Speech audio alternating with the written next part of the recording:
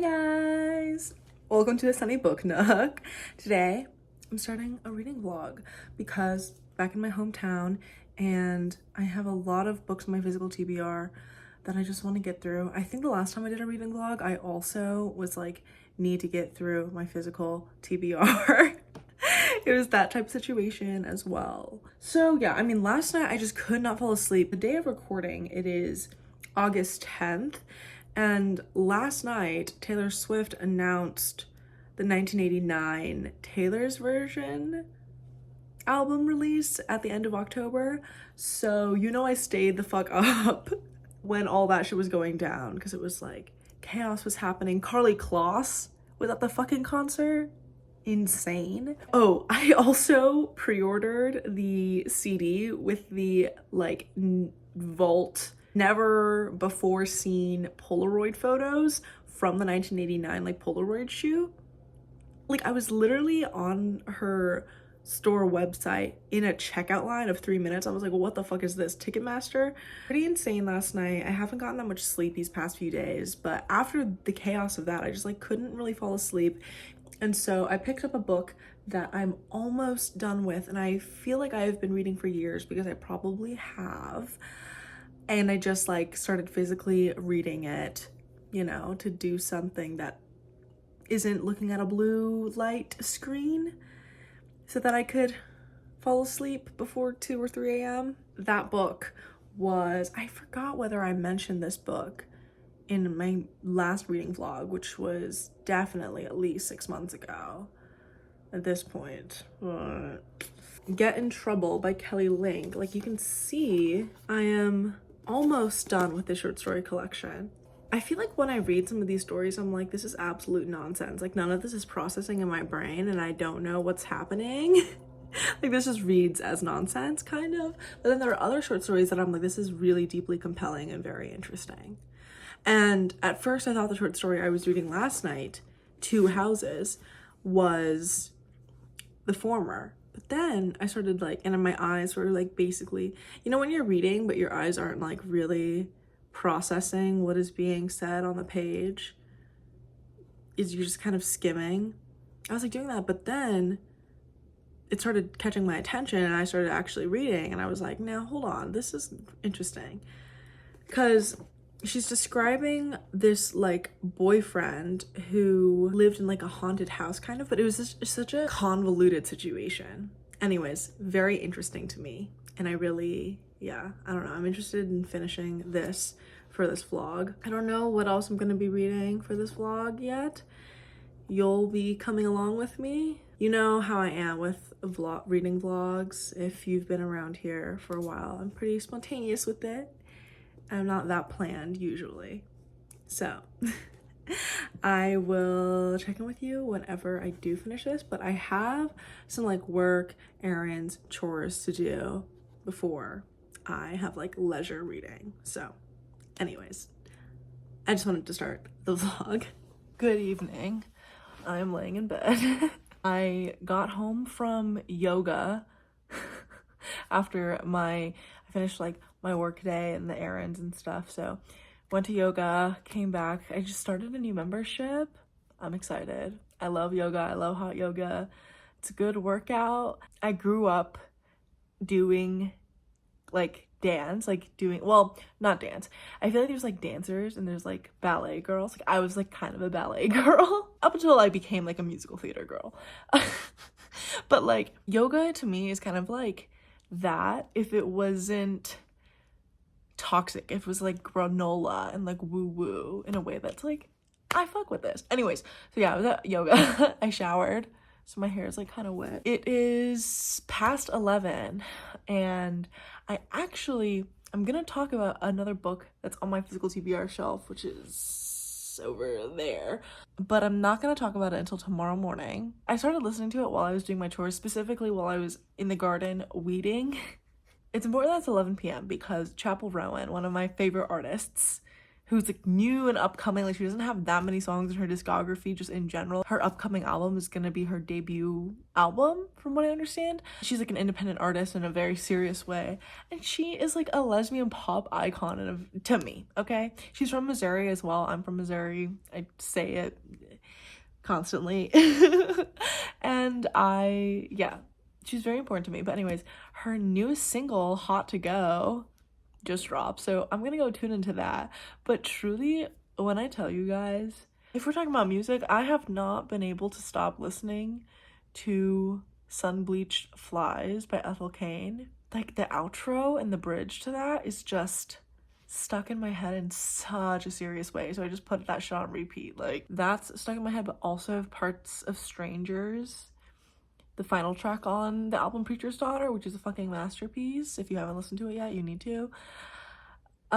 Strangers is also stuck in my head, and so is A House in Nebraska.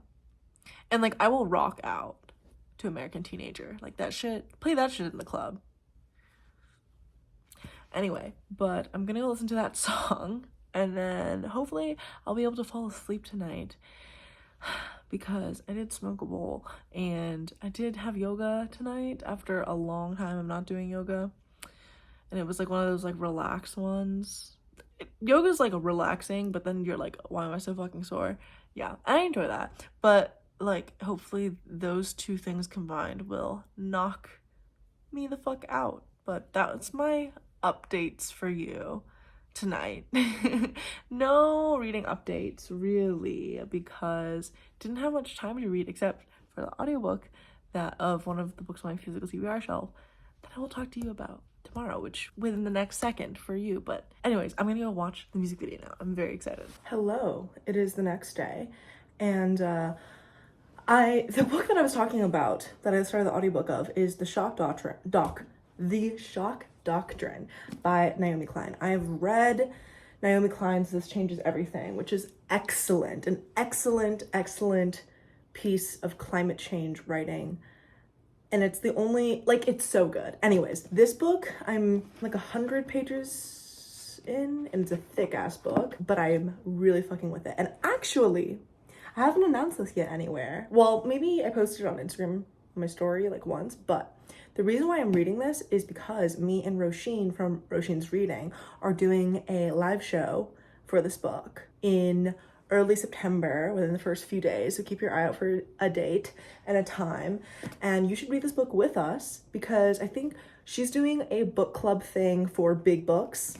Obviously this is a big book, so yeah, I have started with this. I mean, I think I picked it up a year or a couple years ago, and then I just didn't continue with it, but I will continue with this one. Today I have to run some errands though, and I'm actually gonna go on a bike ride to do said errands, so I'm excited. The OOTD, my Queer Flowers shirt, some jean shorts, and I was gonna put on these like cute bow earrings that kind of match this, but I think I've worn it in a video before, but I don't want them flapping when I'm biking. So, and it's sunny out, so we're gonna do, and yeah, I'll keep you updated on my reading. Hello, it is July 12th. Wait, no, it's not July 12th, it's August 12th.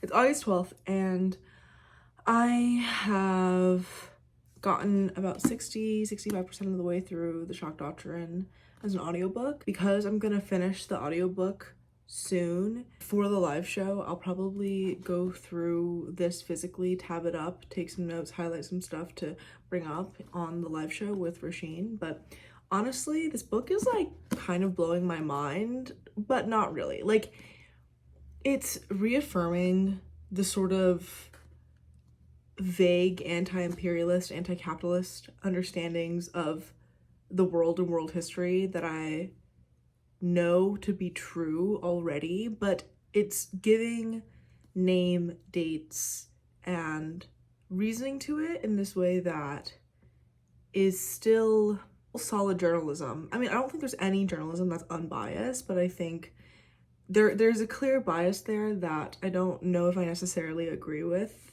in terms of Klein's like perspective and her specific political leanings in the ways that she describes various countries or ways of political thought and whatnot. But I think that her analysis and her sort of just documentation of what the Bush administration has done and was doing, and Henry Kissinger's involvement in the government after his post-cabinet position, and the connections between the Pinochet dictatorship and U.S. involvement in Chile with U.S. involvement and invasion of Iraq, and the sort of how these parallels are all emerging from the shock doctrine, which is the idea that she describes, and that the economic policy of just unfettered, just raw free market capitalism as a solution to crises and moments of political crises. And she sort of interrogates that very brutally and takes a really close microscope at it. And it's like satisfying to see all of it laid out and torn down in such a way. I think it's pretty brilliant in terms of nonfiction so far, and I mean, I didn't expect anything less from Naomi Klein, because I think she's just an excellent journalist and a very good writer. So there's that. Continue with that. But in terms of what I've been doing with my day and stuff, I woke up very late because last night I went out to dinner with my friend Kennedy. I will insert some pictures here. It was lovely. I had some very delicious cocktails. Today I woke up late and I missed my morning hot yoga class, so instead I took a very intense yoga class in the afternoon that I came back from and showered and got this. Yeah, it was tough. My body's gonna be feeling that one for a while, but yeah, I think I am also going to be starting on another book on my physical TBR for this vlog. I pulled this book off of my TBR shelf. It's a short story collection called The Ones Who Don't Say They Love You. And I think this cover is really beautiful, but I think it's written by is that Dead Plant Matter? New Orleans based writer, and it's very much about different New Orleans people and characters and their lives and stuff. I think it's like realistic literary fiction. So I'm excited to get into this. I'll let you know. I need to finish the Kelly Ling short story collection before this though, I think. Yeah, New Orleans is a city that I want to visit because I think I went when I was a little kid, maybe 3rd grade, and I thought it was beautiful. I thought it was so lovely and amazing and so vibrant. And so I want to go again as like an adult and like have fun. So this will give me a taste of that, I suppose. But yeah, I'll check in with you with any more reading updates. Hello! It's been a couple days since I last filmed, and I'm in a new location with a kitty, and this kitty is named Delmar. I am at my friend's apartment. I'm like house sitting, so just staying over for the week. I'm still in St. Louis, and as you can tell by the name Delmar, because Delmar Loop is namesake. But I just wanted to update you on, oh, please don't bite me. He's a biter. He loves to bite. I just wanted to update you on some reading things. I brought a couple books with me from home to work on while I'm here for the week in terms of working on my physical TBR. And they aren't any books I've talked about so far in the vlog. Let me show you them. Delmar, would you like to see them too? I get scared. This is a scary man. So, in bed, because it's bedtime for me. It's like past midnight, I think. The first book I brought is How to Wrestle a Girl by Benita Blackburn. It is a short story collection. I think it's feminist and queer. It's pretty small. Excited to get to this. It's been sitting on my shelf for a while now because I think I got a bookstore in New York City like a year or a couple ago. It was at the Center for Fiction in Brooklyn, and my friend who was working there at the time gave me like a huge discount as an employee. So there's that. And then I guess it's in honor of like the friends who give us me scared as fuck of this cat. Like, I love him, but he's scary.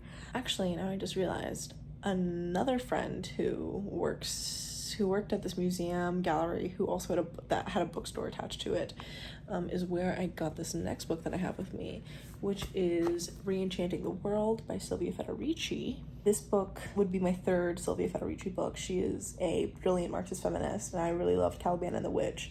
And one of the themes in Caliban and the Witch that I really enjoyed was talking about like how the destruction of like magic and spiritualism was directly tied to the creation of like capitalism and patriarchy as we know it.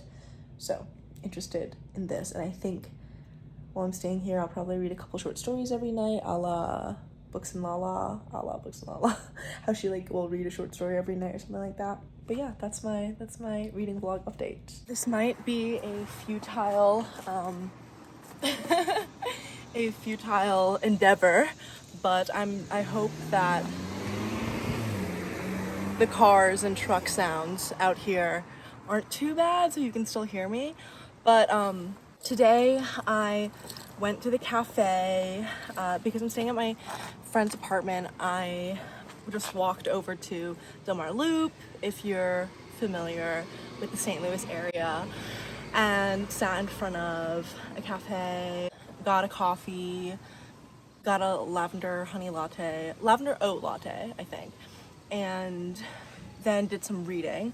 And the two books that I talked to you about last night is what I brought with me. And How to Wrestle a Girl, I only got a couple stories in last night and today, but it's kind of disinteresting me. A lot of the stories are very like kind of vague and like esoteric, and typically I really enjoy that, but the writing style, I don't know, it's not really capturing me, and I don't know whether it's because the specific stories aren't really connecting with me at this moment. But yeah. Oh, also, before I went to the cafe, I got my flu shot and a booster, a COVID booster, so, but I don't know. I could just feel myself kind of skimming, and I think I said this about the other, like, sort of magical realism short story collection as well, so maybe that's, like, a theme. Oh, also, I'm sitting in this little, like, benched area. It's really cute. I think it's really pretty, but anyway, so that's this book. That's the update on this. I mean, we'll see if I can get through it. It's pretty short, obviously. I asked this girl who was sitting at a table outside as well whether she had like a pen in her backpack, and she did, because I wanted to continue with Re-Enchanting the World. And by continue, I forgot that I had already started it, because like the pink highlight and stuff is stuff that I had already read, but I had started this like probably like just months ago, and so I didn't really remember as much. I've just been like annotating parts of it now and just underlining a lot using the pen that she gave me.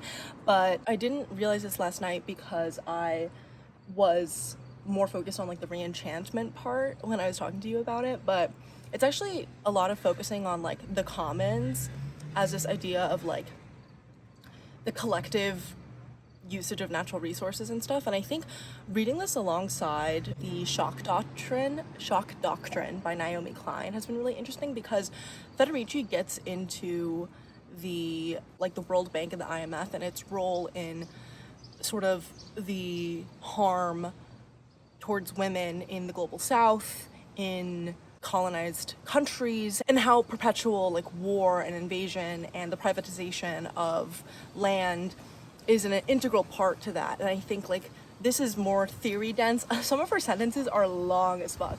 For example, on page 20, I noted this. I was like, why is this one sentence? As in the first state of capitalist development, those most directly affected by these policies have been women, especially low-income women and women of color, who in communities across the world today lack the means to reproduce themselves and their families, or can do so only by selling their labor on the world labor market and reproducing other families and other children than their own in conditions that separate them from their communities and make their reproductive work more abstract and subject to multiple forms of restriction and surveillance.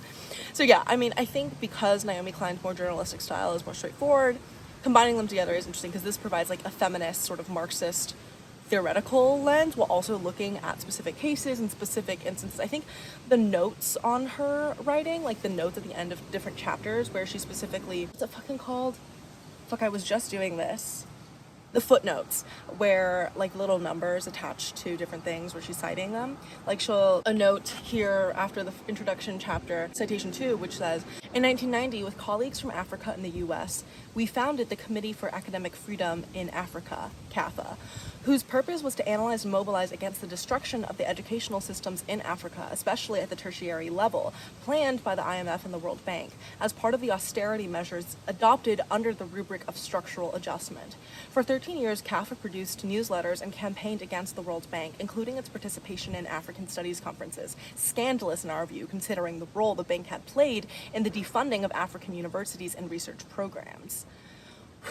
Sorry, a bug landed. So yeah, I mean, also a thing when I've been listening to and walking around for listening to the shock doctrine, she was describing a lot of like the blowback policy of George Bush's invasion of Iraq and what was happening there in terms of trying to like annihilate the country and its culture. And Federici also talks about this as well in terms of trying to erode the culture, language, and society of a nation and a land in order for it to be completely privatized. And Klein talks about that in The Landscape of Iraq as well. It's really terrifying and horrendous as like a piece of like contemporary history. But it made me think like blowback as that term that keeps on coming up and being used as the policy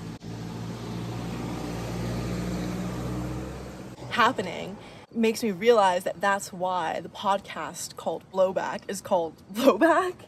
I've never listened to it, which is why I didn't know that, but like a lot of my friends are really into that podcast. It's a documentation of like US imperialism and war history and such. I think each different season focuses on something different, like the Korean War or Cuba or of course Iraq. So yeah, I mean, I haven't listened to it, but all my friends really, really love it. So yeah, maybe that's a more accessible way to approach this topic if you don't want to dive into a really heavy, chunky book like Naomi Klein's The Shock Doctrine. But yeah, I mean, this is my third Federici, and I think this is more dense than Caliban and the Witch or Witches, Witch Hunting, and I'm forgetting the other word in the title, but it's still, I don't know how I feel about it as so far, because I think like it's building off of the ideas that she's already talked about in those, but accentuating upon like how she has defined primitive accumulation's relationship to like gender and stuff and reproductive labor in a way that relates to reclaiming like the commons. So anyways, yeah, that is my update on my reading, and I'll keep you in the loop. But yeah, also, what is today's date? It is August 15th, so I might do some reading here actually, because it's a cute little nook. So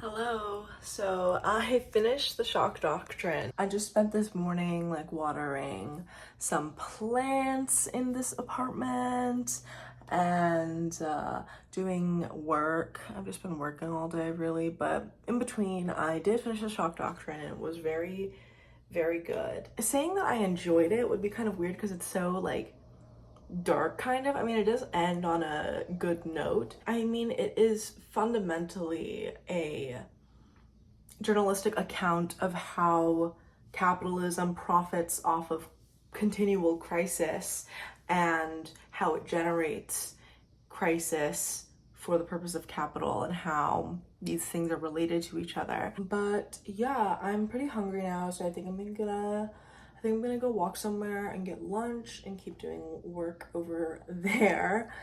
And yeah, but that's my reading update. Hello. It is a few days later. I'm sitting on the back porch. I don't mind the chalk drawings on the wall. I have my mug of tea and my short story collection. I'm like this far into it, and a lot of these short stories are very, very short. They read more like flash fiction than anything else. And a few are kind of speculative, but most of it is like sort of just like realistic fiction. So I'm just gonna try to get through some of this today and we'll see where the day takes us. It is August 20th, Sunday, and there is a massive heat wave happening in St. Louis right now. And because it's St. Louis, it's super fucking humid and it is just so fucking swampy outside. And I did something interesting, which was go outside today. I went and like got coffee and I went to the bookstore. I bought a book. It's this feminist nonfiction book. I think a 2022 reissue of a book that was published in 2017 that was just like a collection of sort of comedic essays about just gender and feminism and whatnot. And it was sort of edited and stuff since then. But that caught my eye, so I picked that one up. And I couldn't find any editions of it through my library, so that's usually when I'm like, well, I guess I'll purchase a physical copy. Or I couldn't find any through the digital, through like Hoopla or Libby or Scribd, from what I could tell. And it's a small press book, I think, as well, and it's just a really gorgeous edition. So I'm like, you know, always good to own some more feminist lit, I guess. But so I bought that. I then afterwards went back to the cafe right next door, and because I went to Subterranean Books, and that's one of my favorite bookstores, indie bookstores in St. Louis. I think that, you know, all independent bookstores are great. This one is one that I've been going to for forever, I feel like. And they like moved locations, still on the loop, but anyways, I was in there, but then after that I went back to the cafe. I read like the introduction to the book that I had just bought, but then I moved back to reading How to Wrestle a Girl, the short story collection that I had on the TBR for this vlog. And yeah, I'm like almost halfway through it, I would say, and it's like some stories are obviously grabbing my attention more than others. There was this one about Barbie dolls and different types of Barbie dolls that I found so interesting. Also, I'm so bitten up. Like, I have so many different, I have no mosquito bites here, but I have mosquito bites all down my leg and like 3 or 4 over here. The mosquitoes love me, okay? And there's so many mosquitoes here. Anyways, there was this one about like different types of Barbies. It was kind of like a listicle situation that was really fun. Another sort of list poem type of thing about a woman who has lost her memory. That was very short, was really lovely. There's a short story about this lesbian and her trans roommate and like being on the set of a film and working on there. That was a bit longer than the other short stories that I thought was also interesting. I think a lot of the endings are kind of abrupt, and honestly it's reminding me a lot of shit Cassandra saw so far in terms of the structure of the short story collection. Not so much, I mean, I think like thematically in terms of how it's dealing with like women as like a subject, but I think this book is much more queer and very much Black. It's like about Black American experience, identity, womanhood. That's very much at the center of all of the stories. And yeah, I think the writing is very quirky and like smart, but not necessarily something that's like easy to like flow through, I guess, and kind of choppy. And of course, with the nature of how this short story collection is set up and how it's pretty short as is, and as a collection also each story is pretty short, that's, you know, I feel like that sort of rhythm is bound to appear. But anyways, I also update on the nails is that I got these like square tipped gel brown nails, right, like weeks ago at this point, before I left Palm Springs in California to come back home to St. Louis. But my right hand has been totally fucked up. First of all, this hangnail is fucking killing me. I keep on trying to glue it back on, or like glue it so it doesn't detach, but it's not really working. And the sides of these 3 nails like have basically also hangnails, so I just like pulled them off and buffed them out, so now they're all like slanted at that angle. Very unfortunate. So hard to like actually have to use your right hand, like your dominant hand, for things. So like all the nails here look like perfect and fine, and these are all a little mangled. But anyways, I think I'm gonna go smoke a cigarette on the porch, and while I do that, drink some iced water because it's 100 degrees outside, and also read How to Wrestle a Girl.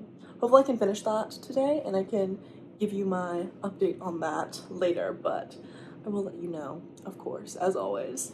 All right, so I finished How to Wrestle a Girl by Vanita Blackburn, finally. It is evening, and I spent a lot of the afternoon reading this, but I did cook myself dinner. In the midst of this, I just made pasta and salad with this like pre-made olive oil vinaigrette type thing, and like the pasta was made with like Trader Joe's bolognese sauce in the jar, so it was very easy and simple and quick, which was needed for me because I was so hungry, I didn't really want to cook, and I like had a peach while it was getting prepared, and I was like watching booktube videos as I was cooking. But yeah, and then after I ate, I was reading while I was eating, and then I read most of the rest of this on the couch just now. I was reading on the couch, and Delmar the cat came and hung out with me while I was reading, which was super sweet. And also, in the book, like, there's some very interesting structural elements to it in terms of, I mean, so it's split into part 1 and part 2, and part 2 has short stories that are more interconnected, but in part 2 there's also look at the inside cover flaps, like, isn't that beautiful? It kind of plays into the yellow and pink on the front cover. The part 2 has all the stories follow the same main character, who is a girl going through and suffering through the grief of losing her father, who is the central pillar of her family. And she has an older sister named T, and she is a like jiu-jitsu wrestler. She's intersex. She's in love with this girl named Esperanza, who is on the softball team with her at school. I think all those short stories at the end were really beautiful, and I also there was something really interesting in the structure again, because there was a crossword puzzle section to it. Like, the short story was just questions to a crossword puzzle, and that was what the short story was. So I was trying to solve it, and I spent like 30 minutes trying to solve the crossword puzzle, because it's very like vague and esoteric, obviously, and like literary, of course. I just couldn't get it, but there is an answer sheet. At first I was like, is there just no answer? Are there no answers because it's more of the idea of a crossword puzzle than like the actual crossword puzzle itself, like having a real concrete answer? But no, there's like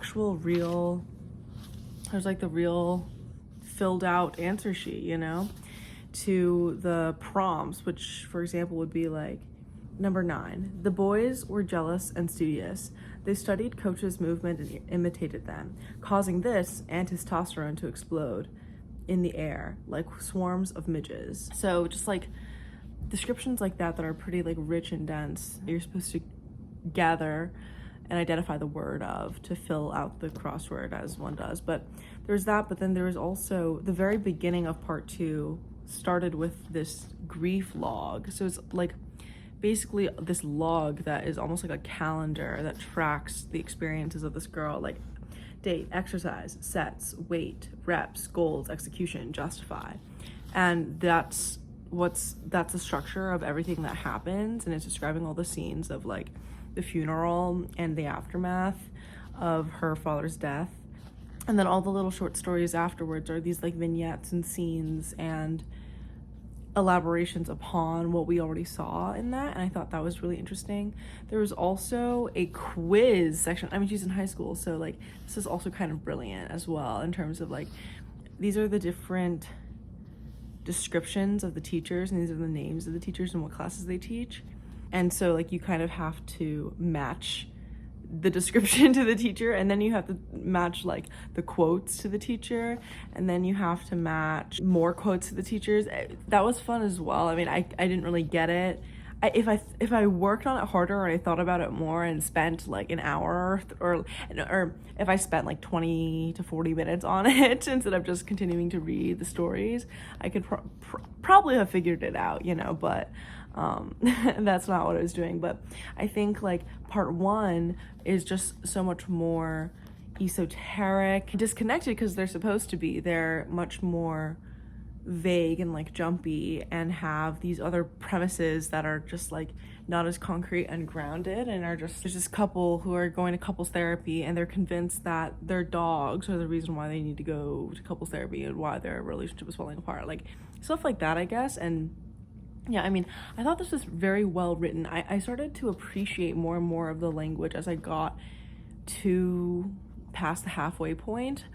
I started to highlight and pay more attention to specific like sentences and paragraphs and stuff, because I was like, wow, there's some attention to prose here that I wasn't necessarily taking the time to like appreciate before, but now I kind of do.